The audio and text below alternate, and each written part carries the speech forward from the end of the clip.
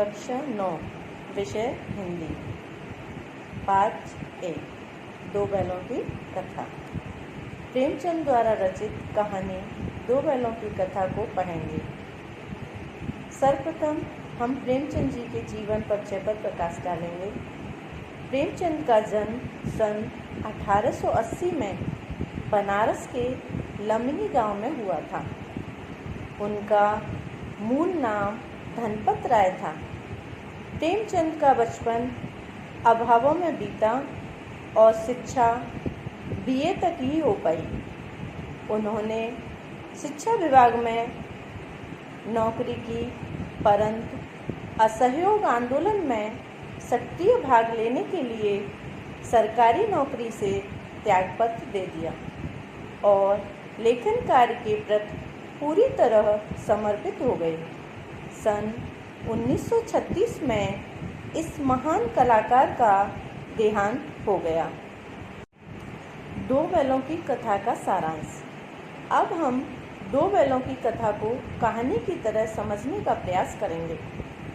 दो बैलों की कथा की गणना प्रेमचंद की श्रेष्ठ कहानियों में की जाती है। इस कहानी के माध्यम से लेखक ने कृषक समाज और पशुओं के भावात्मक संबंध का वर्णन किया है। इस कहानी में हीरा और मोती नामक दो बैल सीधे साधे भारतीयों के प्रतीक हैं। वे आज़ादी के लिए बार बार संघर्ष करते हैं और अंत में उसे पा ही लेते हैं। इस तरह परोक्ष रूप से यह कहानी आज़ादी के आंदोलन की भावना से भी जुड़ी है। जानवरों में गधे को सबसे बुद्धिहीन प्राणी माना जाता है। इसका कारण है उसका सीधापन और सहनशीलता। उसके यही गुण उसे ऋषि मुनियों की श्रेणी में ला देते हैं। उसके लिए लाभ हानि, सुख दुख सब कुछ बराबर है। सीधेपन और सहनशीलता के कारण भारतीयों को अफ्रीका और अमेरिका में असभ्य और बुद्धिहीन समझा जाता है। गधे से कुछ कम सीधा उसका भाई भी है, जिसे बैल के नाम से जाना जाता है, परंतु यह कभी कभी अड़कर अपना असंतोष भी प्रकट कर देता है। इस कारण इसका स्थान गधे से कुछ ऊपर है। जूरी काछी के दो बैल थे, जिनका नाम था हीरा और मोती। पछाई जाति के ये दोनों बैल ऊंचे डील डौल वाले, देखने में सुंदर तथा काम में चौकस थे। दोनों में इतनी घनिष्ठता थी कि एक दूसरे के मन की बातों का अनुमान लगा लेते थे। वे साथ साथ रहते, खाते और विनोद के भाव में कभी कभी सींग भी मिला लिया करते थे। वे एक दूसरे के काम का जोर अपने कंधे पर लेने की कोशिश करते। दिन भर काम के बाद शाम को एक दूसरे को सूंघकर दोनों एक साथ ही नांद में मुंह डालते और साथ ही मुंह उठाते थे। संयोग से एक बार जूरी ने दोनों बैलों को अपनी ससुराल भेज दिया। बैलों ने समझा कि उन्हें बेच दिया गया है। यह उन्हें अच्छा न लगा। उन्हें ले जाने में जूरी के साले गया को बहुत परेशानी हुई। गया उन्हें आगे को खींचता तो वे पीछे को बल लगाते। गया के घर की नई जगह, नए लोग उन्हें अच्छे नहीं लग रहे थे। रात को जब सब सो गए तो दोनों ने एक दूसरे की ओर देखा और जोर लगाकर मजबूत पगहे तोड़ लिए और प्रातः काल तक वापस जूरी के पास आ गए। जूरी ने चरनी पर बैलों को देखा।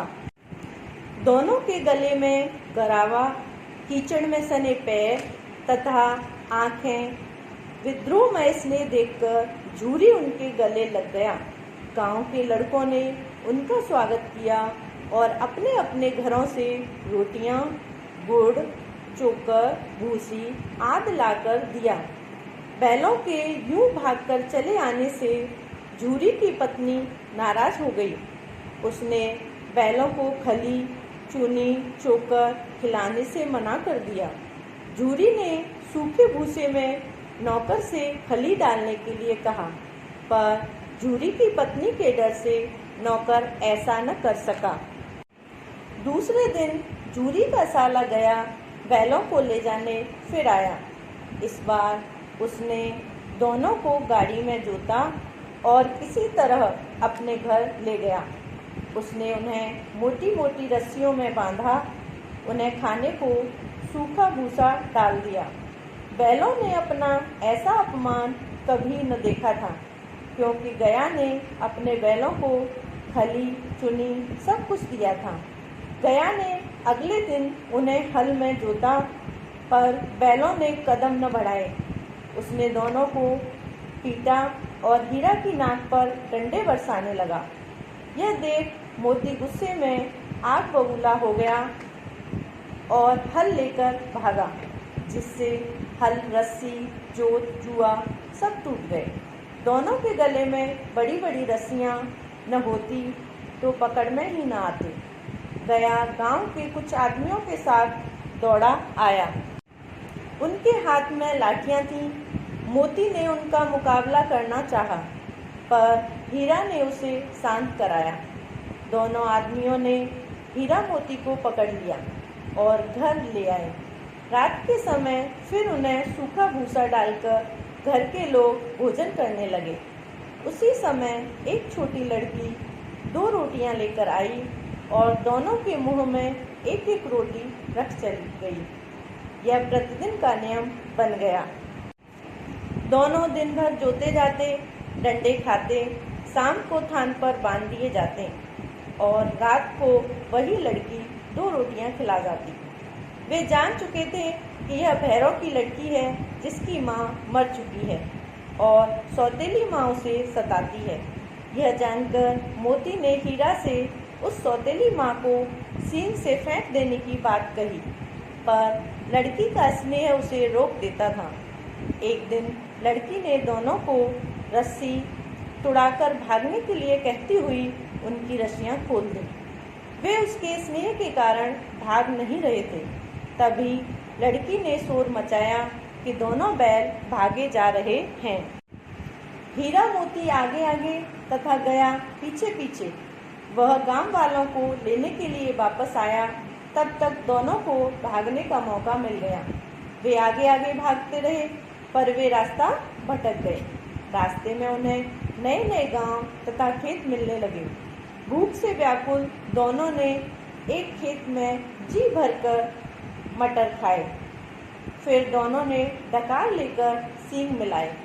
अचानक उनको सामने से एक बड़ा सा सांड आता दिखा। उससे भिड़ने पर मरना तय है, यह सोचकर दोनों उससे बचना चाहते थे, पर कोई रास्ता भी न था। दोनों ने भागने को कायरता समझकर उस पर एक साथ चोट करने का निश्चय किया। उन्होंने तय किया कि एक ओर से एक के झपटने पर दूसरा उसके पेट में सींग घुसेड़ दे। सांड को दो से एक साथ लड़ने का अनुभव न था। जब उसने मोती पर हमला किया तो हीरा ने उसे खदेड़ा। सांड ने जब हीरा का अंत करने के लिए वार किया तो मोती ने उसके पेट में सींग घुसेड़ दिया, और जब मोती पर झपटा तो हीरा ने भी ऐसा किया। सांड बेदम हो वहीं गिर पड़ा। तब उन दोनों ने उसे छोड़ दिया। आगे बढ़ने पर दोनों मटर के खेत में घुस गए।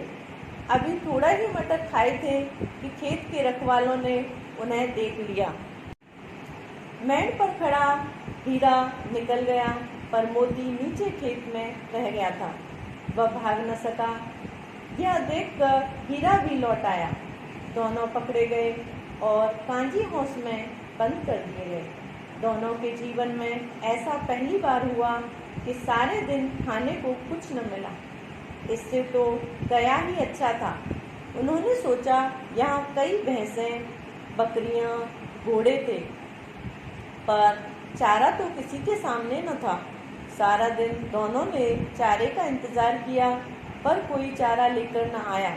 उन्होंने दीवार की मिट्टी चाटनी शुरू की, पर उससे क्या होता। दोनों वहां से निकल भागने की योजना बनाने लगे। बाड़े की कच्ची दीवार में हीरा ने चोट करके कुछ मिट्टी गिरा दी। उसी समय बाड़े का चौकीदार हाजिरी लेने आया। उसने हीरा को ऐसा करते देख उसे कई डंडे मारे और मोटी रस्सी में बांध दिया। इतना होने पर भी दोनों ने दीवार गिराना जारी रखा।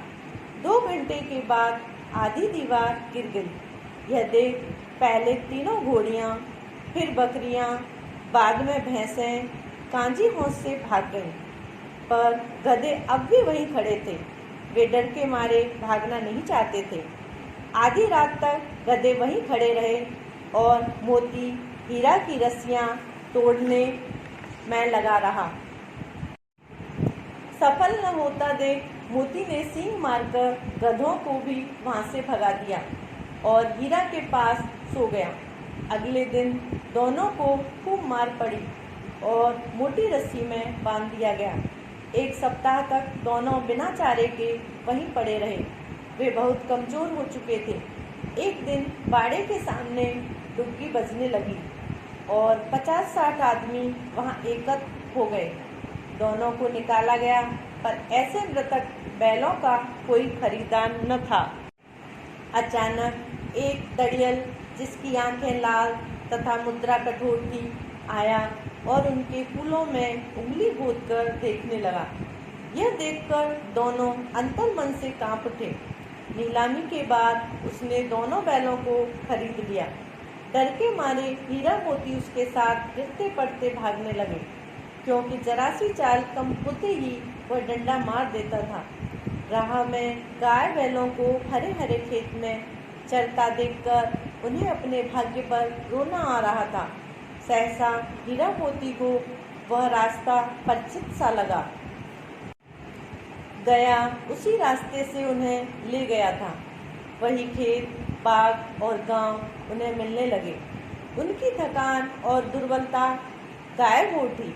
उन्हें अपना खेत और कुआं पहचान में आ गया। अपना घर निकट देखकर दोनों तेजी से भागे और अपने थान पर जाकर ही रुके। उन्हें यूं आया देख झूरी ने बारी बारी से उन्हें गले लगा लिया। अब तक दड़ियल ने आकर उनकी रस्सियां पकड़ ली। यह देख झूरी ने कहा, ये तो मेरे बैल हैं।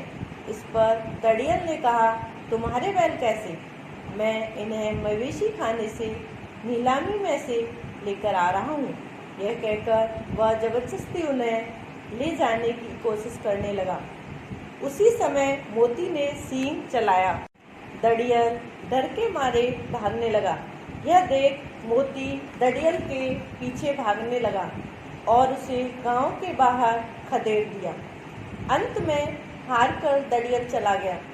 थोड़ी ही देर में झूरी ने नांदों में खली, चूनी, चोकर और दाना भर दिया, जिसे खाने में दोनों व्यस्त हो गए। गांव में उत्साह छा गया। मालकिन ने भी दोनों के माथे चूम लिए। नमस्कार।